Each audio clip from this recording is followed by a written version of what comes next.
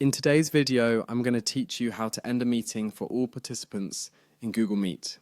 This is a useful feature that allows the host to wrap up the session effectively, ensuring that nobody remains in the meeting room unintentionally.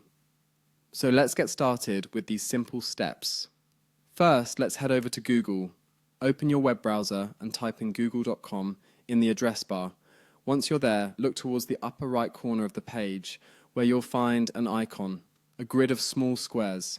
That's the Google Apps menu, your gateway to all the Google services you use.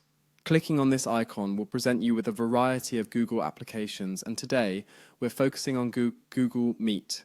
Scroll down and click on the Meet icon, which will take you directly to the Google Meet homepage.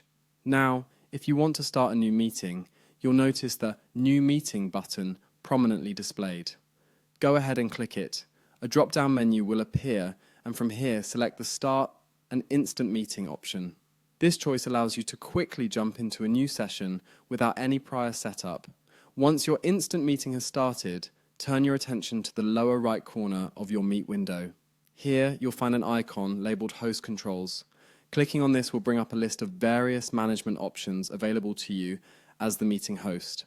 To ensure you have full control over the meeting, you'll need to enable host management. This option allows you to utilize all the features available to a host, including the ability to end the meeting for all attendees. Make sure this setting is switched on before proceeding. Moving forward, when you're nearing the end of your meeting and ready to close it for everyone, you're going to click on the Leave Call button. While this button traditionally exits you from the meeting, there's an additional step you can take to end it for everyone. After clicking Leave Call, you'll be presented with an option to end the call for everyone. Select this option to officially close the meeting session, ensuring no participants linger in the meeting room.